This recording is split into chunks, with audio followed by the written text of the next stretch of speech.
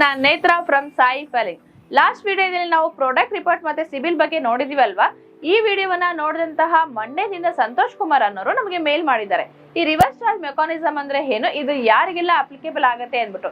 So ಹಾಗಾದ್ರೆ ಈ topic ಬಗ್ಗೆನೆ ನಮ್ಮ Sai filing consulting services private limited ನ ಡೈರೆಕ್ಟರ್ ಆಗಿರುವಂತಹ ನಮ್ಮ ಗಿರೀಶ್ ಸರ್ ಜೊತೆ ಇದರ ಬಗ್ಗೆ ನಾವು ಡಿಸ್ಕಸ್ ಮಾಡೋಣ. ನಮಸ್ತೆ ಸರ್. ನಮಸ್ತೆ ಅಮ್ಮ. ಸರ್, ಮಂಡ್ಯದಿಂದ ಸಂತೋಷ್ ಕುಮಾರ್ ಅನ್ನೋರು ನಮ್ಮ ಲಾಸ್ಟ್ ವಿಡಿಯೋನ ನೋಡ್ಬಿಟ್ಟು ಒಂದು ಡೌಟ್ ನ ಕೇಳಿದ್ದಾರೆ ಸರ್. ಓಕೆ, ಏನಂತ ಕೇಳಿದ್ದಾರೆ ಸರ್? ಅವರು ಗ್ರಾಸರಿ ಹೋಲ್ಸೇಲ್ ಶಾಪ್ ನ ನಡೆಸ್ತಾ ಇದ್ದಾರೆ ಸರ್. ಅವರು ಪರ್ಚೇಸ್ ಮಾಡುವಾಗೆಲ್ಲ ಗೂಡ್ಸ್ ಬಿಲ್ ಜೊತೆಗೆ ಟ್ರಾನ್ಸ್ಪೋರ್ಟ್ ಬಿಲ್ ಕೂಡ ಬರ್ತಾ ಇದೆ.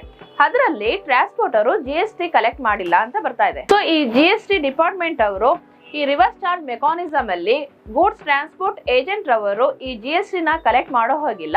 ಸೊ ನೀವೇ RCM ನಲ್ಲಿ GST ನ ಪೇ ಮಾಡಿ ಅಂತ ಹೇಳ್ತಿದಾರಂತೆ ಸರ್. ಸೊ ಈ RCM ಅಂದ್ರೆ ಏನ್ ಸರ್? ಒಳ್ಳೆ ಕ್ವೆಶ್ಚನ್ ಕೇಳಿದ್ದಾರೆ. ಆಕ್ಚುಲಿ RCM ಅಂದ್ರೆ ರಿವರ್ಸ್ ಚಾರ್ಜ್ ಮೆಕಾನಿಸಮ್ ಅಂತಾರೆ.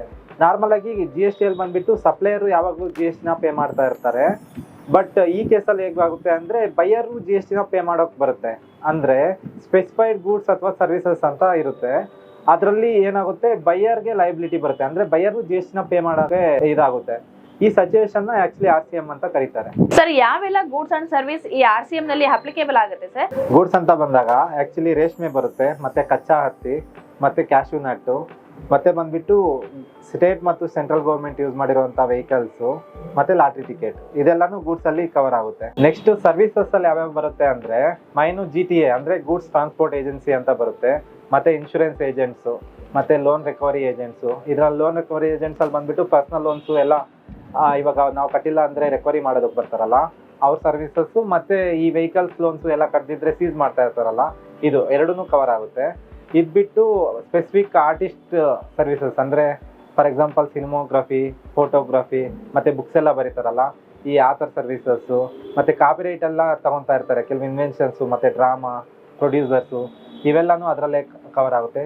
ಇದೆಲ್ಲ ಬಿಟ್ಟು ಅಡ್ವೊಕೇಟ್ ಸರ್ವಿಸಸ್ ಮೈನ್ ಆಗಿ ಇದು ಕೂಡ ಸರ್ವಿಸಸ್ ಅಲ್ಲೇ ಕವರ್ ಆಗುತ್ತೆ. ನಮಗೆ ಒಳ್ಳೆ ಮಾಹಿತಿ ಕೊಡ್ರಿ ಸರ್. Thank you sir. ಪರವಾಗಿಲ್ಲ, ಇನ್ನೂ ಏನಾದರೂ ಡೌಟ್ಸ್ ಇದ್ದಾಗ ಕೇಳಿ, ನಾನು ಎಕ್ಸ್ಪ್ಲೈನ್ ಮಾಡ್ತೀನಿ. Okay sir.